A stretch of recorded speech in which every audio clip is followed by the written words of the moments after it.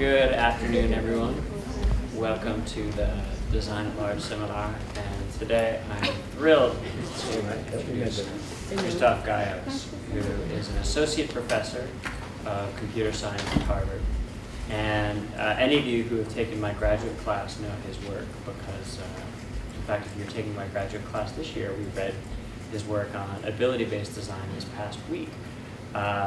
He is famous for, among many other things, his dissertation research on Supple, which was an optimization-based approach to user interface rendering that enabled a UI to be dynamically generated for display sizes, user abilities, and other parameters. And what I really admire about the work that Krzysztof does is that it combines extreme technical prowess with the human empathy that we always talk about as being really important, but is often missing among computer scientists. And so when people call me up and say, hey, we're from the computer science department, what is a computer science take on HCI?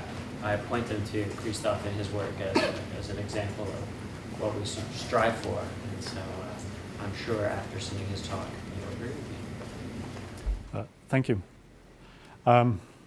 This is a brand new talk that I composed as a response to Scott's challenge and to as a response to the general theme of this lab and this seminar series. So maybe it won't be entirely compelling. Maybe some of my arguments will not be entirely convincing because I haven't tested them. I'm also going to exaggerate some of my arguments because I'd rather we had a lively discussion than you fell asleep. So if you yeah. So if you feel my argument is too strongly stated, just know that I know that. But still, we can use it for a starting point for a conversation. I'm thrilled to be here. Scott has been my mentor ever since I started as a graduate student in HCI. He's been several years ahead of me, kind of blazing the trail and always, doing the thing that I aspired to do a few years later. Thank you for all your help through the years. And several of the people in the audience I know intimately through your work, and it was quite exciting to actually meet you in the flesh. So I started off graduate school as doing AI, and my research roughly looked like this. My graph, your graph, I win. But the technical term in AI for this kind of scientific output is the happy graph. And the more happy graphs you produce, the better AI researcher you are. But I realized that what really motivated me when I was doing the AI was not the happy graphs, but the happy people. I was actually always building AI to power some interactive system to make a difference in what people did. The problem was that the people that I was designing it for weren't getting it. I would design this totally awesome thing, and they would walk away or pretend to be confused or otherwise be uncooperative. So I made the assumption, the only reasonable assumption, that that this whole human thing was a small matter of design, kind of lipstick on a pig. Somebody will come and fix it up. The real science was in happy graphs and making things do cool things. That's the pig. Now, in retrospect, yes, I do agree. So it was roughly in the first third of graduate school that I realized that I was really motivated by changing the lives of people. And it took even a little longer before I realized that it was acceptable for a computer scientist to accept people as a valid, rigorous intellectual challenge. There were no HCI researchers at University of Washington, where I was doing my PhD at the time, who had capacity to advise me, but I found researchers at Microsoft Research, Mary Czerwiński and Desni Tan. They invited me into their lab. They allowed me to apprentice with them. And for the rest of my graduate career, I married research with people with AI. Every other day, I wake up thinking of algorithms, and every other day, I wake up thinking about people. And I find this to be an absolutely thrilling combination. But before I go into kind of the technical content of the stock, I wanted to start with an example of a designed artifact that I find very inspiring. It is incredibly simple, super versatile, solves nearly every problem on the planet. Or so I thought until the Kai conference in 2008 when we went to Florence. And I had this wonderful place in a small B&B with a rooftop. I bought Chianti, I invited friends. We sat down, sunsets, everything beautiful. We couldn't open the Chianti. So what did I do? I called up the manufacturer, got them to produce an upgrade. Ever since then, I've been traveling with this thing. Until the day when, on the way to the airport, my luggage kind of fell apart and I needed a Phillips screwdriver. Realized that this otherwise totally versatile tool could not help me. I called up the manufacturer, but by that time, other people have called the manufacturer too, and this is what I got next. And a couple of years passed by, and when I was looking for an upgrade, suddenly something didn't seem quite right. And you may laugh at it and think it's fake, but it's not. You may have it.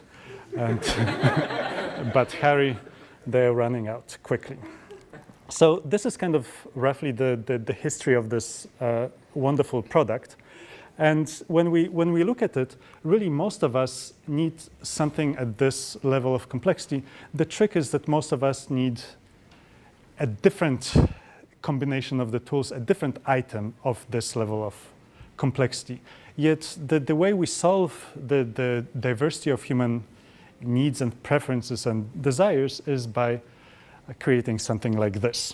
And I find this troublesome. So kind of if I were to pick a single theme in my talk, it's roughly this. When we approach design, whether in choosing a problem to work on or choosing the approach to a problem, we kind of look for something that will meet the needs of a large number of people reasonably well. Then if we recognize that there's a diversity among people, we may create a second or maybe a third version of our product. But there's still a long tail of people, each one with very important needs, but very unique needs. Together, they constitute a fairly large segment of the population, but our designs systematically miss their needs, or our designs are constructed in such a way that they systematically discriminate against these people by making it hard for them to accomplish what they want to accomplish compared to the kind of more average people. So I find this troubling because design is something incredibly wonderful, but still something incredibly scarce. We've gone around making the world better for quite a few people, but there's still a large number of people whose problems we're not able to address because they have problems that are incredibly important to them and only a small number of other people, or because the solutions that we've created to the problem that they have meet the specific context of somebody else, but not them. So for a long time, I've been on a crusade to ban one-size-fits-all design. I would like the design to recognize the individual needs and individual contexts of the people for whom we design. And I go about it in a variety of ways. The first set of approaches that I pursued was to look for ways of scaling up the design, mostly through automation. Remember, I started off in AI. And I will tell you a little bit about that. Something that I am doing quite a lot of now is conducting large-scale studies to uncover the ways in which we differ from one another. And trying to understand whether these differences actually impact our success with designed artifacts. And if I determine that there is a kind of individual difference that matters, I try to see whether we can take it into account in our design process. And most recently, my group also started working on tools for supporting collective creative experience. Because actually the best way to scale up design, the problems in design scale up with a number of people. The best way, the only tool, the only resource that scales up with a number of people is people. So we might as well empower more and more people to be designers, either through DIY or through whatever other methods. Since I only have an hour, I had to curate what I do. Oops, forgot to turn off the animation. So I'll talk about these two topics, and I'll omit creativity for now. And let me start with the automation. And because Scott told me that you guys, some of you have looked at Supple, I thought I would actually resurrect this project. It was a fun project, and also an incredibly good illustration of the way one size fits all inadvertently but inevitably leads to discrimination. Let me demonstrate it with two specific stories. This is Ken. Ken was born with spastic cerebral palsy. His motor abilities are severely impaired. Also, his speech is severely impaired. What you see over here is his chin operating the trackball. Because his speech is impaired, he cannot use speech recognition software. So to type, he uses a wand mounted to his forehead. So he pecks on the keyboard like this. Despite his impairment, he actually has a computer science degree, and he runs an independent IT consultancy. Yet he takes about 3 times longer to perform simple activities with his computer compared to his able-bodied colleagues. And despite the fact that he's got the education and the skill that is among the most marketable in our current society, he lives in a trailer home because he can take many fewer clients than his able-bodied colleagues. This is Claire. She's got muscular dystrophy, which means that she can make that. It means essentially a severe muscle weakness. She can make very small movements, but very precise movements. She's a college student. All of the software that she's required to use for her courses is accessible to her. She can perform all of the activities that are needed. However, she's roughly twice as slow as everybody else. So this leads to an interesting conundrum. If she takes a full load of courses, she doesn't have enough time to finish all of her assignments, so her grades suffer. If she takes fewer courses, she can do them well enough, as well as everybody else. However, she will not have enough credits to graduate in 4 years, and after 4 years, her financial aid would run out. So in either case, she's professionally disadvantaged just at the very beginning of her professional career, not because of any motivational or intellectual shortcoming on her part. She's as able as everybody else, but because she cannot operate the tools that she's required to use as quickly as everybody else. Now, you might argue that this inefficiency that Ken and Claire experience are both inherent to their disabilities, but it's actually not the case. When we look at Ken's interactions with user interfaces, he's actually very fast. He has trouble with user interface elements where multiple steps have to be performed to operate the element. So here you have to first open the pull-down menu, then make a selection, sometimes open sub-selections. Because he's fairly inaccurate, if he makes a mistake at any point in the step, he has to go back to ground zero and restart. He also obviously has problems with very small interactors because of his lack of dexterity. However, he's able to operate large interactors, and he's able to make large movements very, very quickly. Claire, on the other hand, has difficulties with making large movements.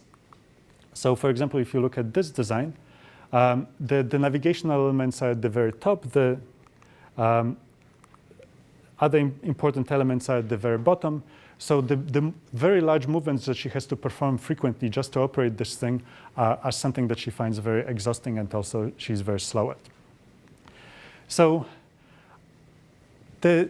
these examples illustrate two things. The inefficiencies that Claire and Ken experience probably are not inherent to their situations. These examples also illustrate that Claire and Ken are very different from one another. So probably a single solution would not solve both of their problems. So I was wondering whether we could take them as individuals, solve their specific needs individually, and do it at scale. So I started off by asking, what is design, and can we automate it?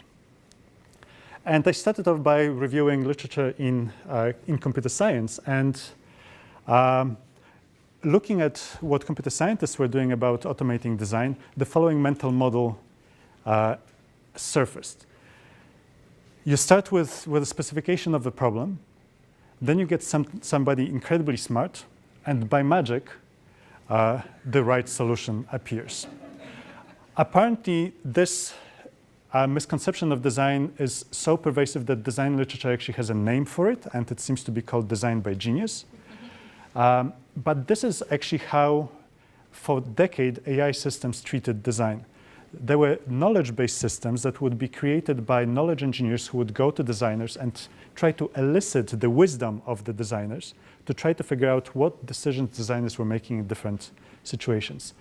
The most comprehensive of such systems had 3,000 rules and still wasn't getting things quite right.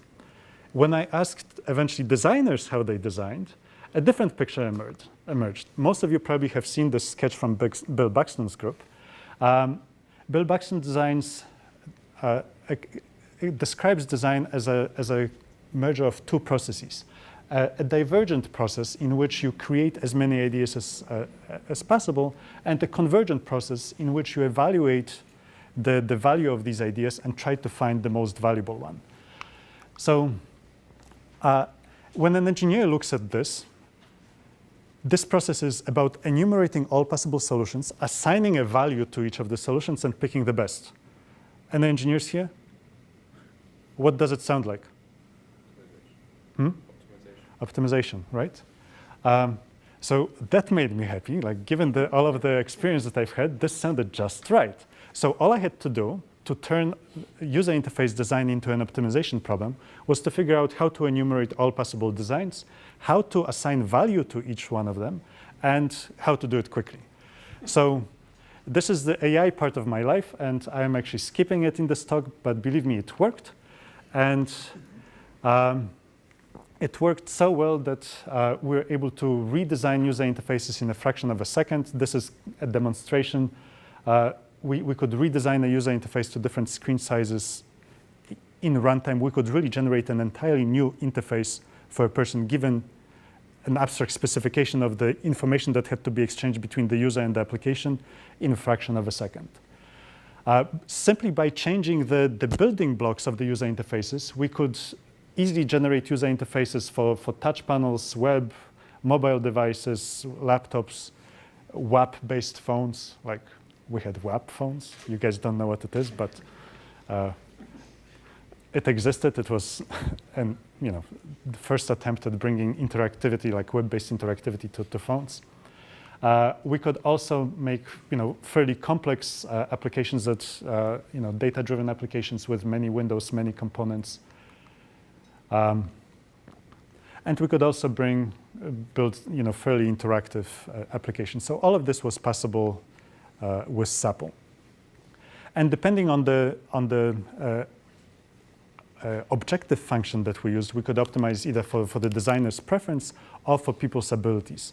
So in the context of the story of Ken and Claire, the second approach, one where we measured people's abilities, modeled them, and optimized, tried to generate user interfaces that were predicted to be fastest for that person. I'd like to show you some of the results.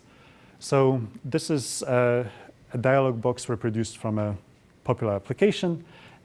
Our participants were 2 to 3 times slower operating this dialog box compared to able-bodied users. This is what SAPL automatically generated for Ken. What you can see over here is that the lists are expanded to minimize the need for scrolling. All of the interactors are fairly large. It's still divided into 3 panes because it's perfectly easy for Ken to make the large movements to navigate. In contrast, this is a design that the system generated for Claire entirely automatically. Notice that everything is in a single pane. There are no more tabs, so she doesn't have to make these large navigational movements. The lists are compressed because she was very good at using the scroll wheel, so scrolling was not a problem for her. Also, hitting small targets was not a problem for her. So everything is very condensed, relies on scrolling, which she can do fast, relies on relatively small movements. There are 2 things that are fairly apparent here, I hope. One is that, the most important thing for me over here is that there's probably no such thing as universal design. right? That there is no such thing as a disability design that is going to address the needs of all of the people with disabilities, not even all of the people with motor impairments, right? The design that would help Claire would be a total killer for Ken, and the other way around. Yet if you match them with the right design, both of them were much, much faster and much happier. So to quantify this, this is how much time able-bodied people needed to operate the standard user interface. This is how much time people with motor impairments needed to operate the standard user interface.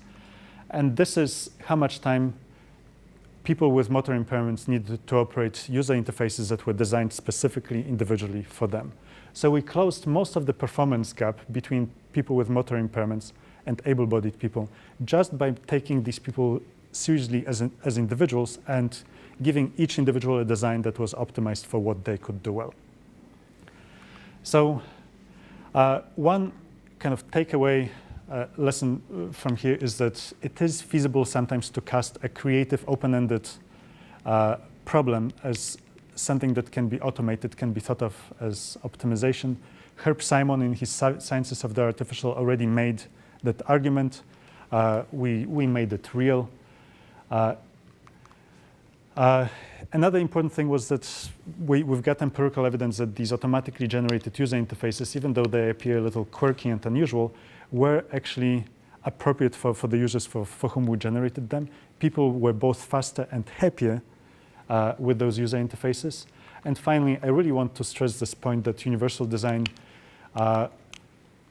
it is good to aspire to build tools that are possible to use by as many people as possible, but do not be overly confident in the power of universal design. It's incredibly hard to build something that is efficient and effective and equitable for everyone.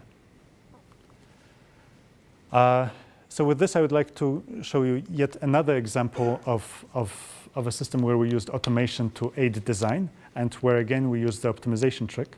I forgot to mention that I'm quite happy to engage in the conversation throughout the talk.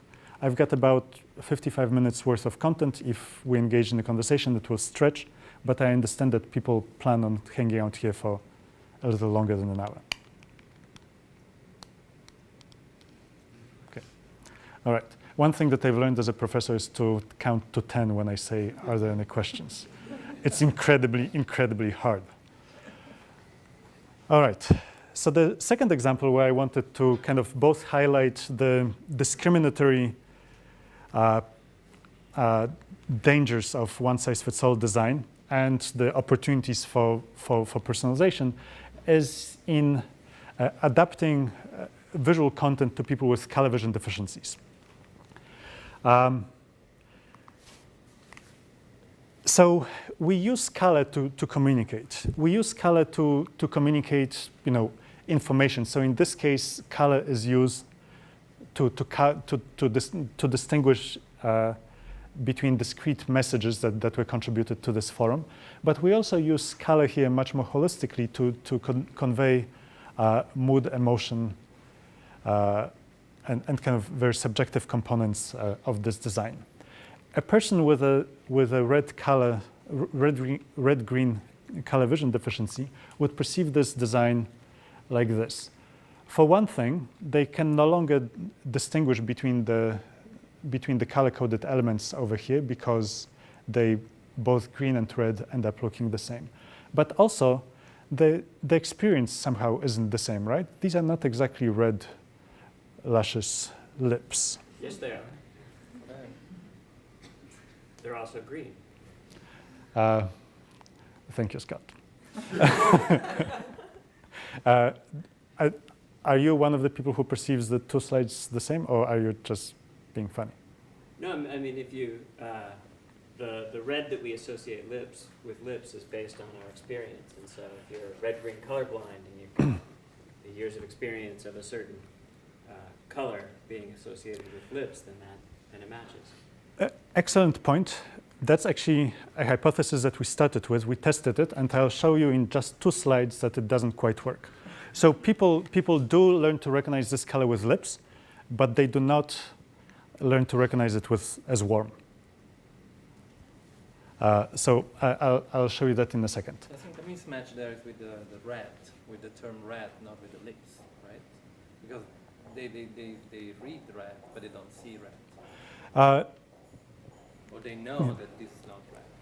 Yeah, so the identity of the specific hue is not what we're concerned about, but we basically wanted to make sure that two people experiencing the same visual design would not only get the same information from it, but would have an equitable and roughly equal experience.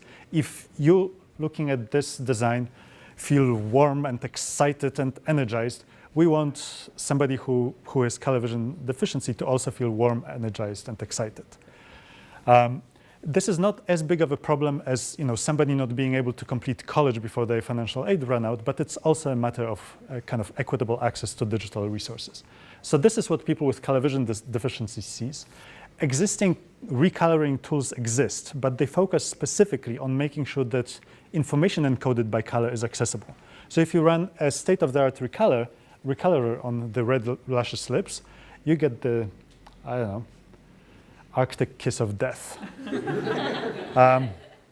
The color-coded information is restored, right? You can again see the different colors on the message panel, but you definitely do not get the same experience.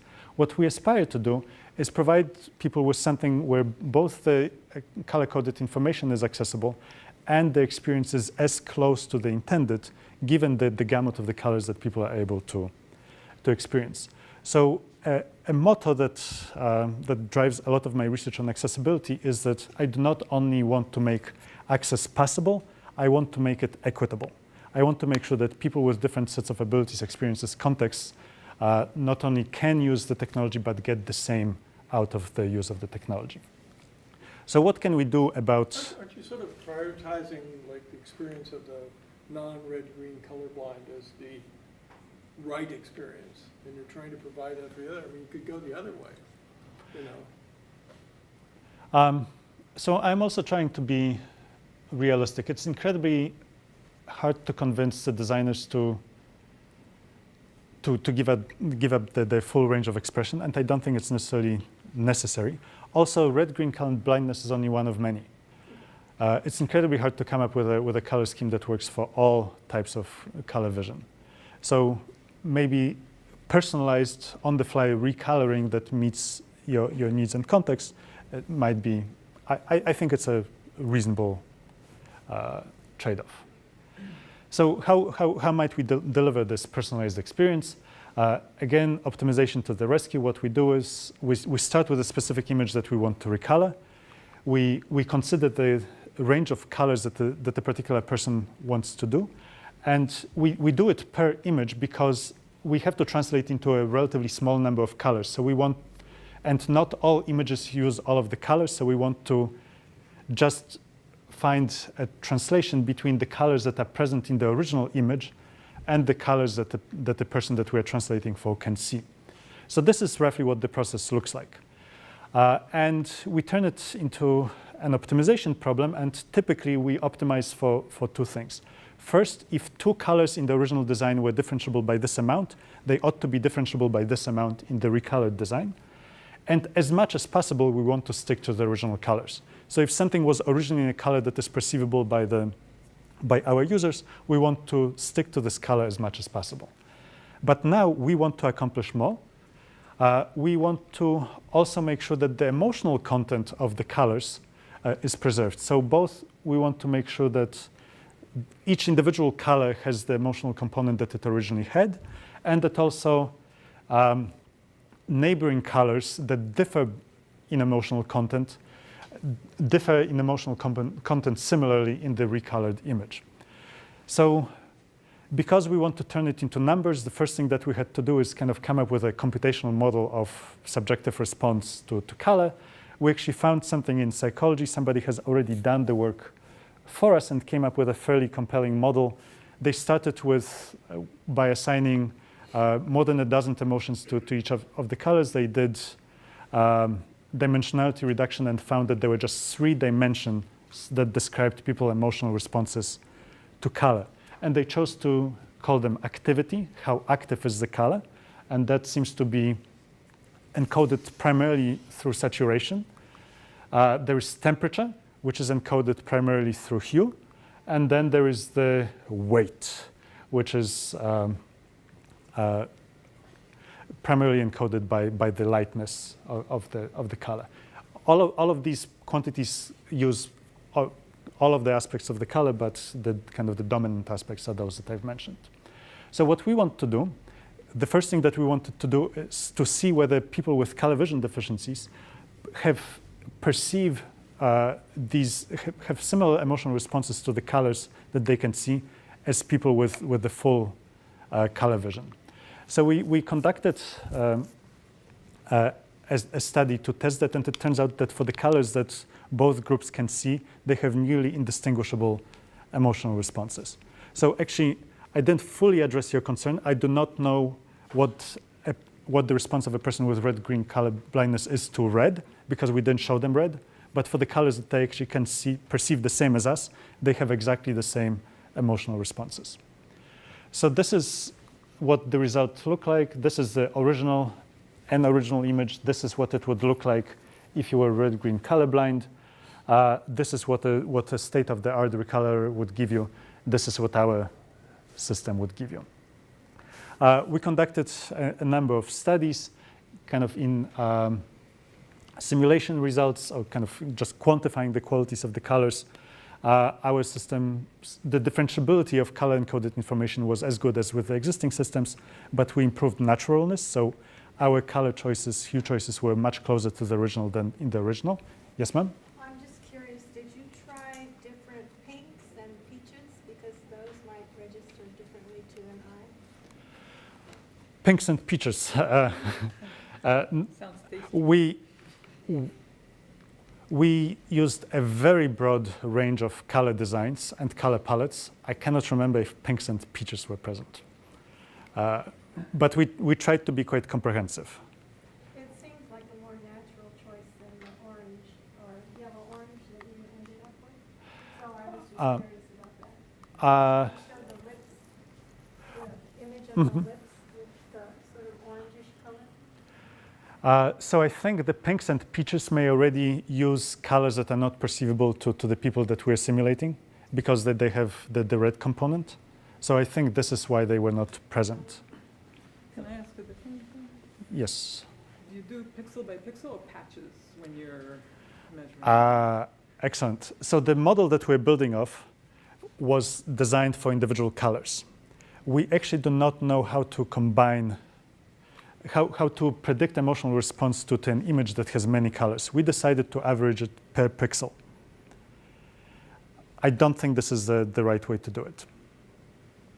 But we do not yet have a model for complex images. Just a clarification question. These colors that you show is what the colorblind people would see, right? So they wouldn't see this. This is what they would see if they were shown this. Okay. They will perceive these two exactly as shown. So this is not what a non-colorblind people would see, but that's what they are seeing when they look at it, right?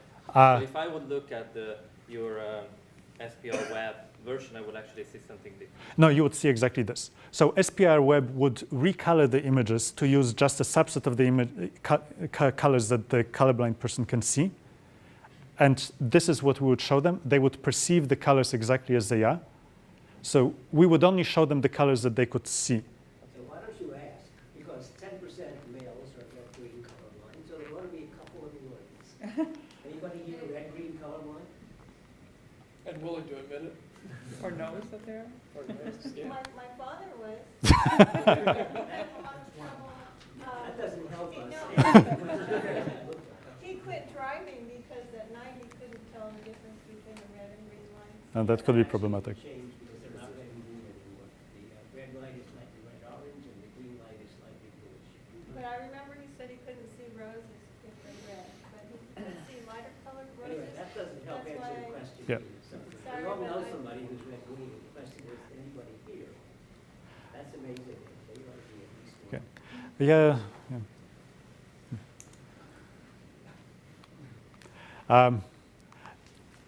Anyway, it worked. And interesting because now I'm being colorblind because there are two different colors here. But I cannot perceive them.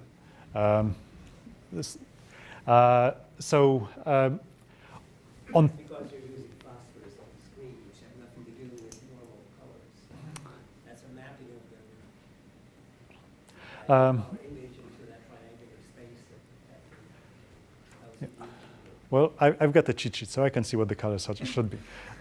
Anyway, so we were, for the emotional response, we were able to improve the temperature response, where our recolored images were closer in temperature to the intended, while they were as close in terms of activity and weight. So activity was conveyed through saturation, weight through brightness and lightness, which existing recolorers captured reasonably well. Where they were really failing was in choice of hue. So this is really where we hope to make the biggest difference, and we did make a difference over that. So again, I work a lot with undergraduates, as well all of the professors here, so I've learned that I have to repeat my point many times. So again, here it is. I strive to make things not only accessible, but also equitably accessible. And with SPR Web, we're able to not only make the color-encoded information accessible to people, but we're also able to provide people with a substantially more equal experience compared to the people with regular color vision. So, and then here. So, are people equally colorblind? Like the people No. who are, there would be different grades, right? So, how do you identify the level of colorblindness and to what colors in the extent in your software? So we did this with a collaborator from University of Saskatchewan, David Flatla. And prior to collaborating with us, he has actually built diagnostic tools that are able to create personalized models of your color vision ability that are sensitive to both your innate abilities, but also the device that you're using and the lighting.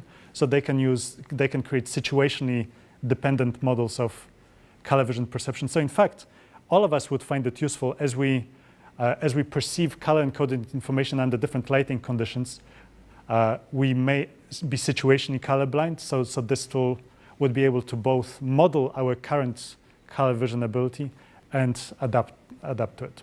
So you use those models to identify the color blindness. And is that? No.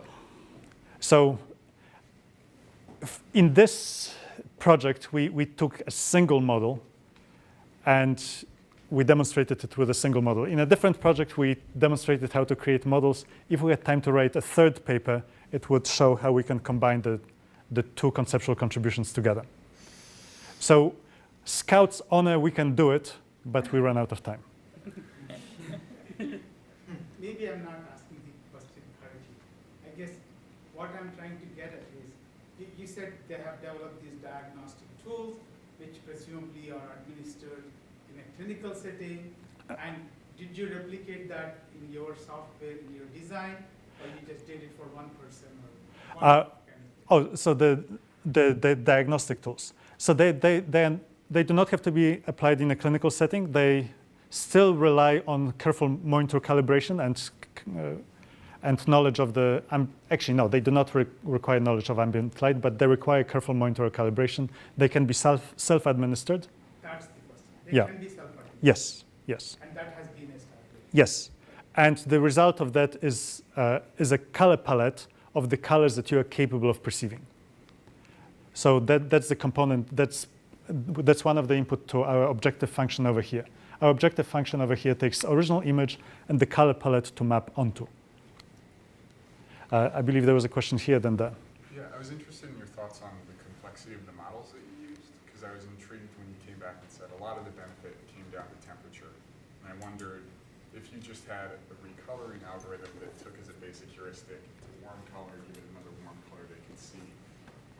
Do you think that would have gotten you most of the way there? And your thoughts on using those kind of heuristics that you discover with a complex model like this rather than the full-blown model? I think this is an excellent question and one that shows up a lot when you incorporate AI into interactive systems. Sometimes you discover that 20% of the complexity gets you 80% of the benefit, it's quite likely that this is a situation like that. We did not pursue it further. It seems like you still have a problem with the red lips one, because there you don't want to just convey the same emotion. You want to convey that the lips are red, because they always see lips as red, whether or not red is exchangeable with green for them. They still want lips to be red instead of some other hue that has a similar emotion. So maybe there, how would you account for cases where there's one particular color that you want to preserve and you don't mind changing the other ones, but this one's more important not to change? So I cannot keep red in this particular case because red is not perceivable by people with red-green color blindness. Is it not perceivable, or is it not distinguishable from green? It gets perceived as gray. So it's not distinguishable from gray, therefore it's not perceived as an interesting color. And you are right that the specific example that I picked is complicated because the color not only here has emotional content, but it also has very specific semantic content. And obviously, this is incredibly complicated and we did not address it. There might have been other hands. So in both your works, we are talking about interfaces that people have for themselves, user interfaces on websites that people are observing. But what about things in a shared setting? So for example, if I'm looking at an exit sign right there, it's really bright red for me. So in case there's an emergency, I know where to head to. But that might be really bludgeon gray for someone else. yes, or for example, what if I were to print out the subway maps? You know, how could I make them accessible to as many people as possible? Yeah, shared interfaces are incredibly complex. So here in the colorblindness project, we looked at post-production adaptation. So we really personalize the solution for an individual. There's also an entire body of work on pre-production adaptation. So how do we create color schemes that are perceivable by as many people as possible? They strongly limit the designer's freedom.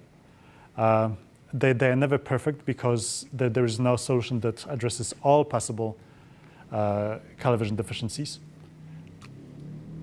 There's a follow-up then here, then Scott. Is there a way in between using on-the-fly techniques using Google Glass for such? Is that something that...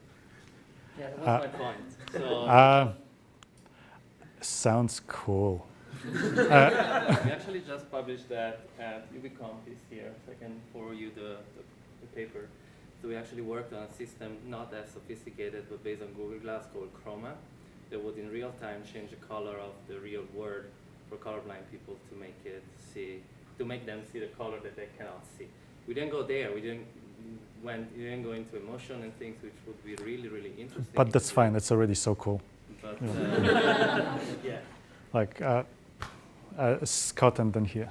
So what about doing cross-modal cues? Like if we had a design that was red and we decide, or Helen, who's an artist, asked you about the peach colors, and maybe we decide we want to convey peach, but for somebody who can't see that very well, we use another cue like font style or something.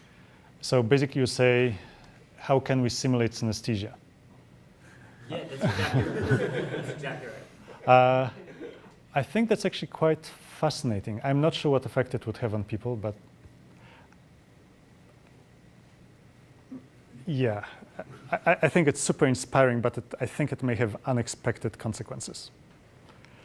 So your name is Helen. Yes. Okay. Yeah. Anyway, I was thinking of the emotional impact of images, and in the black and white era, there were a lot of luscious lips. So how does that play into what you're doing? Oh my goodness, look, I am an AI guy. I do have a soul, but it's a little bit hard for me to answer this question. I think I think you know a much better answer than I do. So. You mentioned testing your results against your subjects. I was wondering if your subjects were ever involved in the process of coming up with your rule set and how you actually did your design. In other words, does your AI process involve the end users in the actual experience to to develop the actual optimization process? So maybe I'll answer it in the context of SAPL, because there we did it two ways. So, in SAPL makes very complex design decisions. They're captured under the hood by more than 60 parameters. So it's essentially infeasible for us to give people direct control over the parameters. However, we did think that it was important for people to have some level of control. So one of the modeling systems that we built actually captured people's preferences. So people would be presented with two designs of exactly the same functionality, and they would be asked, which is better for you? Which do you prefer? They would answer this question. They would be shown another pair, another pair, another pair. After about 50 such questions, the system would have a pretty good idea of what this person preferred. The other system that we developed would ask people to perform a set of tasks, clicking, pointing, dragging, list selection, and it would measure how different parameters of the tasks, such as distances, target sizes, would impact people's actual performance. In our study, we actually had both conditions. So people would get personalized user interfaces based on what they thought they wanted, and they would get personalized user interfaces based on how they actually performed. They preferred and did better with the user interfaces that were based on their performance. This is not an entirely fair comparison, because people did this preference solicitation task out of context. They would be presented with very novel designs, and they would be asked to react to them without having tried them. So we think that if it was more of an iterative process where they would first state their preferences and had the chance to experience them, then refine their preferences, they might arrive at something better. And in fact, in most of our work, we strive to develop a combination of solutions, one that uses automation to bring you to the right ballpark and to do the boring set of choices, but also give you a meaningful set of high-level manual controls. So in another study that I will not describe today, we actually collected performance data, motor performance data from 250,000 people, and we performed factor analysis on it just to see what is the smallest number of dimensions that really describes the variability in people's motor abilities, and there seem to be 4.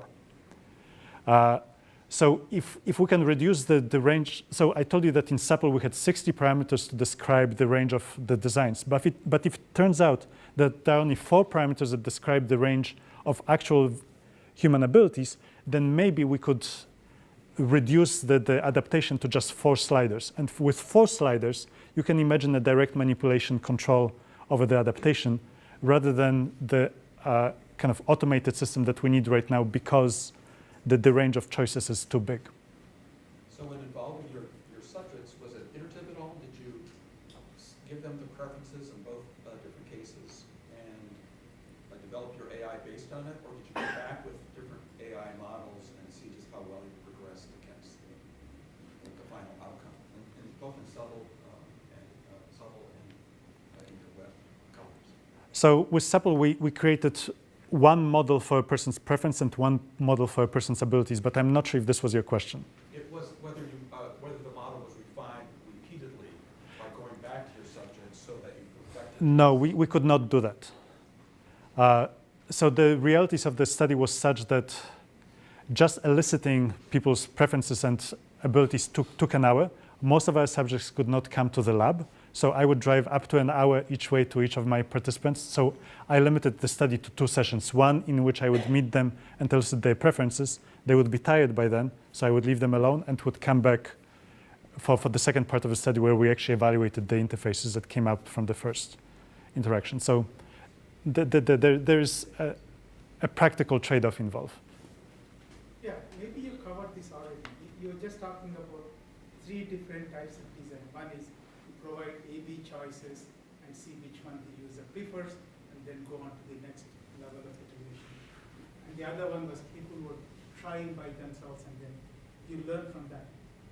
Can you comment on the scalability and the best, the accuracy of the design, the best possible design from those 2 contexts? And also the third one that you just mentioned, where you reduce everything into very few number of parameters. To me, that sounded like one size fits all. Maybe I'm not sure what I can add to what I've already said. Well, you've turned one size fits all into 4 axes covers a whole lot more. Well, I hypothesize that 4 axes may cover a lot. 4 continuous axes, so that's a large space.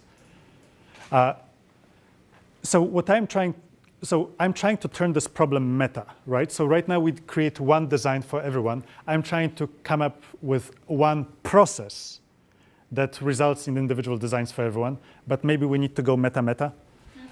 Maybe we need different processes for different people.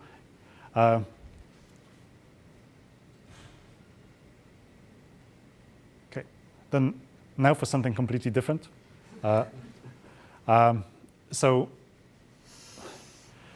I've told you kind of how my AI past influenced my design adventures. I tried to productively merge the two. More recently, I've been trying to actually understand where else we inevitably, kind of inadvertently discriminate against people. How else do we differ from one another? What other assumptions do we make about how people function that may actually not be true? And in this adventure, I was guided by Katarina Reinecke, who was a postdoc in my group and is currently a professor at University of Michigan. And Katarina has a strong interest in culture and cultural anthropology, and argues that we actually do not know much about people. We know a lot about weird people, Western, educated, rich, and democratic. And industrialist. Industrialist and democratic, that's right. So does our design knowledge actually, to what extent is our design knowledge universal, and to what extent is it idiosyncratic? And the first adventure that we went on together was one where we analyzed people's reactions to aesthetic design. And kind of to motivate why it's worth pursuing, I would like you to pay attention to the screen, because something is going to flash very quickly.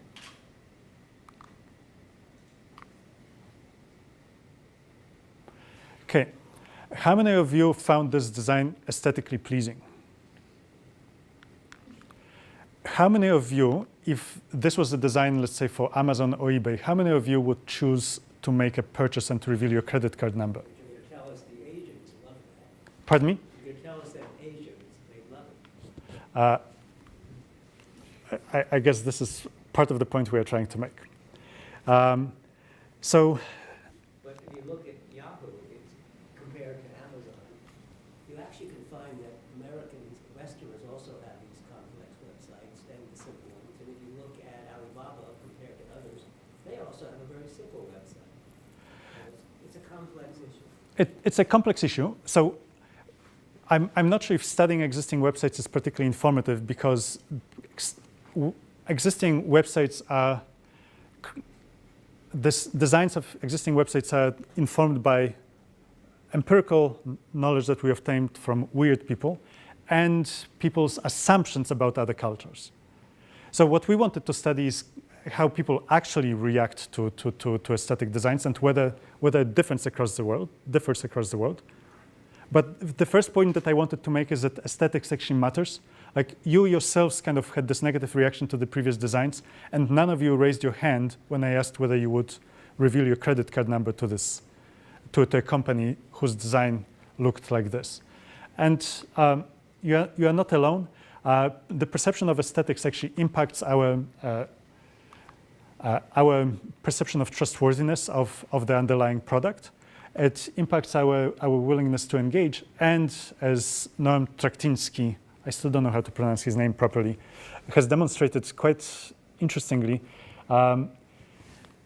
the aesthetics impacts not only perception of usability, but actual usability. People presented with a functionally equivalent interface that was uglier than the original had fewer errors and took more time completing tasks than people that used exactly functionally equivalent interface that was designed in a way that was aesthetically pleasing. The most compelling explanation for it that I've heard uses emotion as a mediator. When we expect negative affect, we tend to focus. When we expect positive affect, we think more broadly. So you can imagine that if you experience positive affect, you run into an error, you will try something new. If you experience negative affect, if you run into a roadblock, you will just try the same thing over and over. But I think many of you are much better equipped to actually speculate on the underlying causes than I am. Still, that was a very compelling explanation. Still, what I want to establish at this point is that aesthetics matter and that it's not just lipstick on a pig, it actually affects how we interact with digital resources. So we wanted to understand whether there are systematic differences in how we perceive what's beautiful and what isn't. We ran a study where we had more than 400 website designs. We had more than 40,000 participants from more than 40 countries, and we conducted this study on Lab in the Wild, our online platform for cross-cultural, large-scale experimentation. And I'll talk a little bit more about the validity of the data obtained from Lab in the Wild a little later. So in previous work, we developed computer vision models that would take an image and compute the visual complexity of the design and the colorfulness of the design. We validated those models with participants in the past. We know that they reasonably correspond to how people perceive visual complexity and colorfulness. So we wanted to see, so for each of the 400 websites, we computed the colorfulness and visual complexity, and we wanted to see how people respond to designs with different levels of visual complexity and colorfulness. So here is one illustrative example. On the x-axis, you see colorfulness. On the y-axis, you see how appealing designs with this level of colorfulness were. And you can see curves for Germany and Chile. They conform to our stereotypes. Well,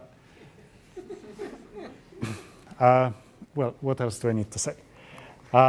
Here is another bar that captures. So in these curves, you can see peaks. What the bars here correspond is the location of the peak. What is the level of, well, somehow I don't get everything here. What is the level of colorfulness for the white bar at which the people perceive the designs to be most beautiful? And notice that the more formal education we receive, the more we prefer boring, less colorful designs. So kind of taking these two findings into account, look at, for example, the design of the edX site. It uses kind of moderate visual complexity, very moderate level of colorfulness. It's kind of optimized for people who are both educated and who are like Germans, and perhaps does not quite correspond to to what people from other parts of the world would find appealing. And this is problematic because we claim that we are designing these online educational opportunities to reach people who do not have access to formal education. We also know that the aesthetic design mediates perception of trustworthiness and willingness to engage, yet we design in such a way as to appeal mostly to educated Westerners and not to uneducated people from other parts of the world. Another example. These are examples of two websites that women found much more attractive than men in our study. And these are examples of websites that men found much more attractive than women in our study. Notice that the two designs that men found much more attractive than women both have to do with both resources for computer scientists. Again, we're in a situation in which we are trying to encourage women to become computer scientists, yet when we design resources for computer scientists, we design them in such a way that they preferentially appeal to men than women. So are we inadvertently, incredibly subtly discriminating against women? Did you Greek the text or did people see the content? We didn't Greek it, but we presented each visual design for 500 milliseconds. In most cases, people were not able to see any semantic content except in a few cases where it was really, really large. But we carefully chose sites that people were most likely unfamiliar with, though, yeah, this was presented to general population. So, I mean, only we know what W3C is, normal people don't. So What I think is particularly exciting about this work is not just the results, but also the tool that we use to collect these results, which is the lab in the wild. So very briefly, I wanted to tell you about that. So we created, again, work with Katarina. We came to this problem from slightly different angles. So Katarina was very interested in cross-cultural research. She traveled to Rwanda, she traveled to India, she traveled to Thailand, but she felt that it was a slightly inefficient way of actually conducting research. She was wondering, could we actually study people across the world, less weird populations in ways that were a little bit more efficient? I remember meeting Mary Czerwiński, a very prominent HCI researcher from Microsoft Research, roughly when I was finishing grad school. And she came to me and showed me her iPhone and said, see, this is an app that my teenage daughter did. She got 10,000 users in just 2 weeks. I opened my mouth, I looked at it, and I thought, my goodness, a competent, motivated teen has access to a larger quantity of data in 2 weeks than I will ever have as an HCI professor. And it struck me as being very wrong. It's not that we should always conduct large-scale studies, but it struck me as very wrong that large-scale studies were not even part of our toolkit. We're running n equals 15 studies not because we chose to, but because we had no choices. So I felt very motivated to change it. And this project kind of came from these two sets of motivations. Katarina's desire to reach the larger fraction of the world, and my desire to be at least as good as a motivated teenager with an iPhone app. So we created a site that basically encourages people to participate in behavioral experiments for free online. There are kind of two sets of questions, like will they come? And if they do come, are the data valid? So I want to answer both of these questions. So when designing the site, we wanted to make sure that we do it at a reasonably large scale, that we have a less weird population, so a population more representative of the world, and also that we got highly reliable data. And the first decision that we made was that it should be incredibly easy for people to participate. There shouldn't be any login, any need to sign up for a payment service or anything else. People should be able to just come in, click somewhere, and immediately start participating. So you select a study. I was doing it on an airplane, so it took a while to load. You click. Unfortunately, we have to have informed consent. Demographics are optional, so you can skip it, and right away, you've got your very brief instructions, and you are participating in an experiment. 20 seconds from your first click to the moment when you are in the middle of the action. The second thing that we wanted to do was to make sure that people had honest motivation to actually participate. We didn't want to pay them because we didn't have the money, and also having them sign up for payment service would exclude some people and would be an additional hurdle. So what else do people want that we can provide? Information. So we decided to design these studies such that they would reward people's curiosity about themselves and about the world. So in most of the cases, we promise people to tell them something very interesting, and often to put it in context of other people's performance. So in the experiment that I just showed you an example of, we tell people, find out about how your memory works, your working memory. And at the end of the study, we would actually tell them, this is how quick you were, this is how accurate you were, and look, this is the concept we are trying to capture. With the more things we keep in our memory, the slower we are retrieving it. Isn't that interesting? Isn't it fun? This is what the data look like for everybody else. This is what the data look like for you. Go enjoy. And by the way, further down it says, tell your friends on Facebook. And people actually do it. So here is a little quiz. Here are 4 examples of studies that we've conducted. Please take a quick look, and we'll try to figure out which ones you think were most successful at attracting traffic.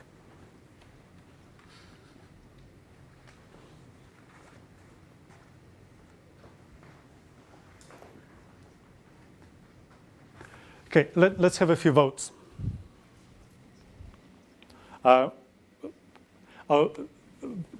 Shout out what you think were most likely the really successful experiments.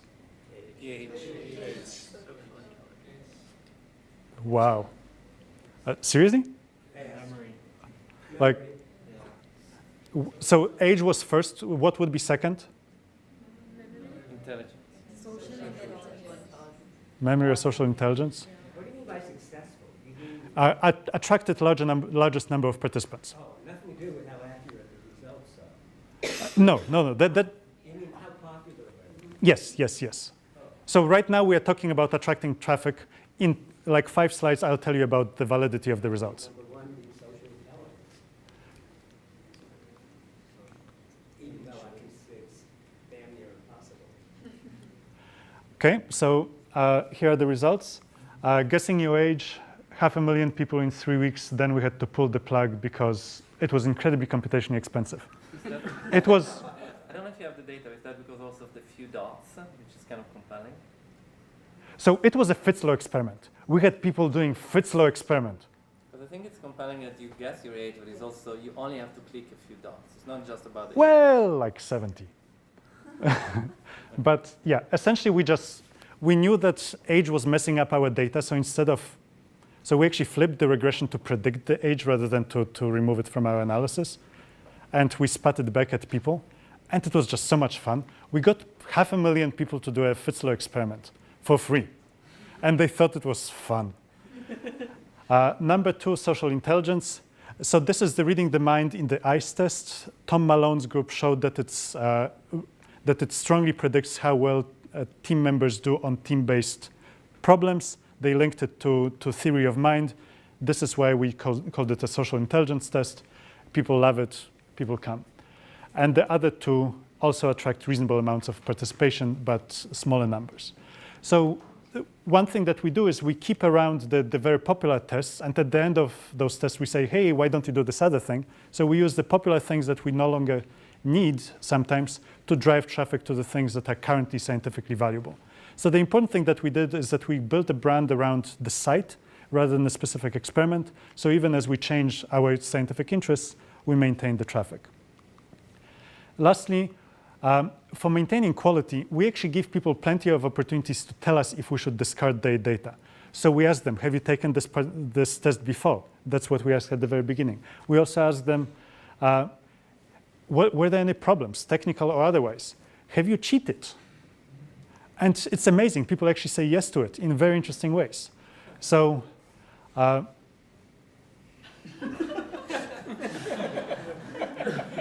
lots of interesting things happen.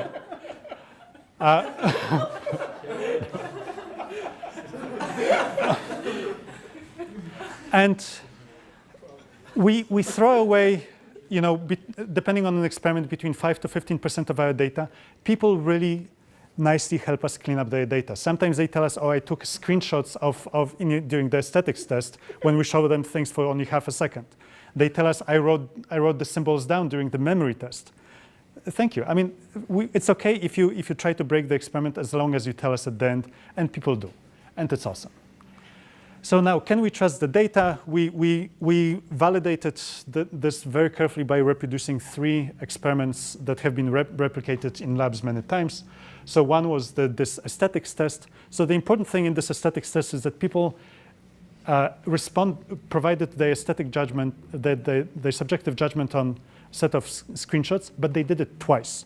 They didn't quite know it. So they saw 20 or 30 screenshots, then they had a break. Then they were told, you will see another set, and some of the things that you see, you might have seen before. In fact, all of them were exactly the same things that were present in the first session in different order, and we wanted to see whether people would give the same responses.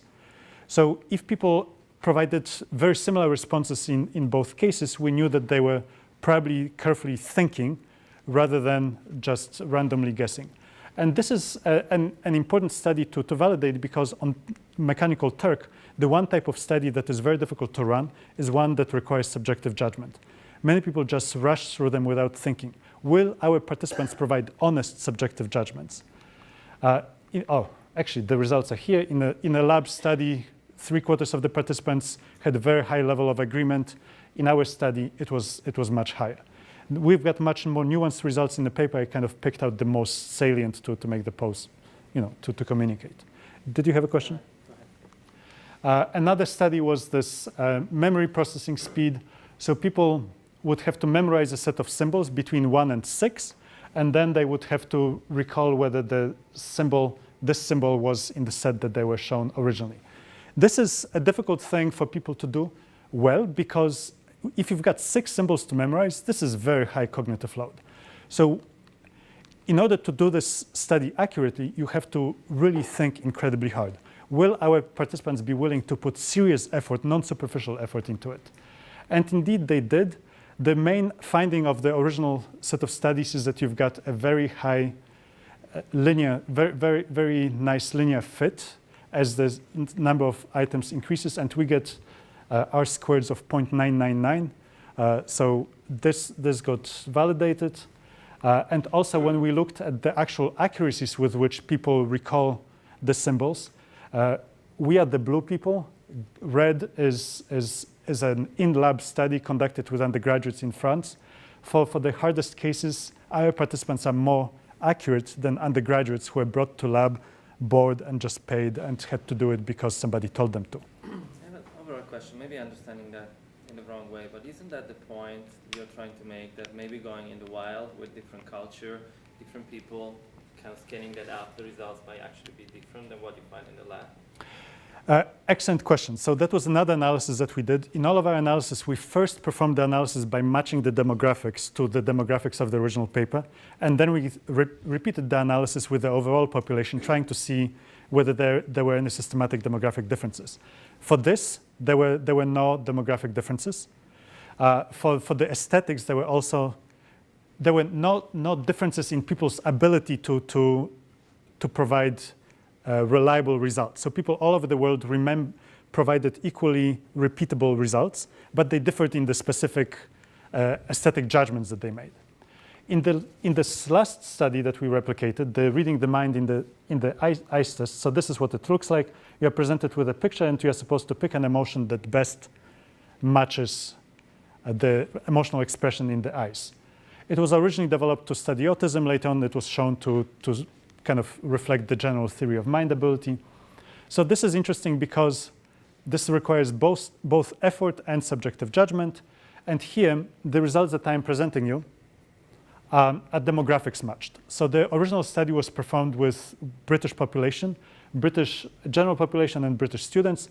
And we replicated here with people who said that they were from Britain and who had similar age characteristics as the original population.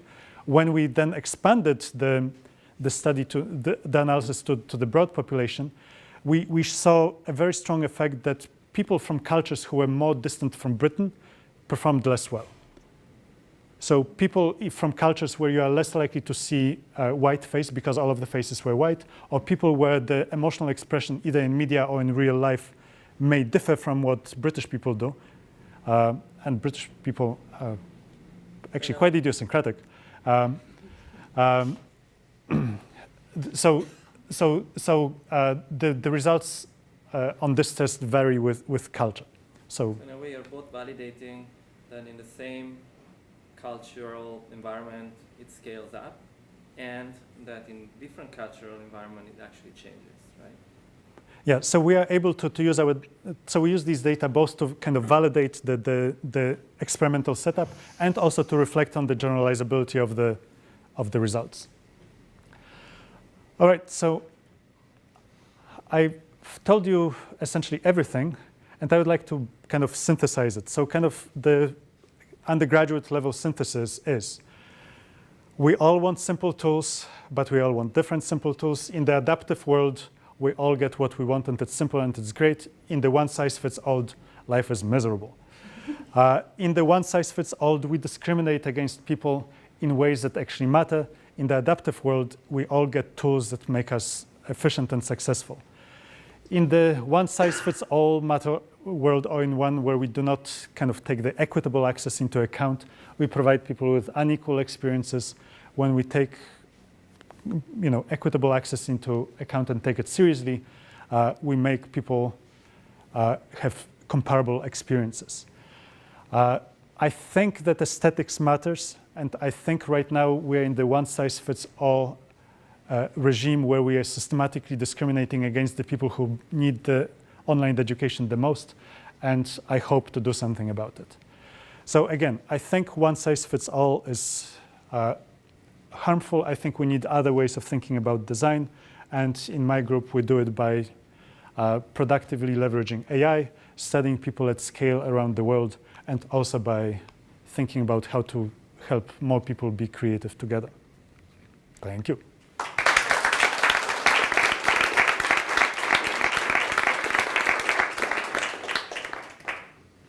And Krzysztof will be around after the talk if you'd like to talk with him further. Thanks for coming. Thank you.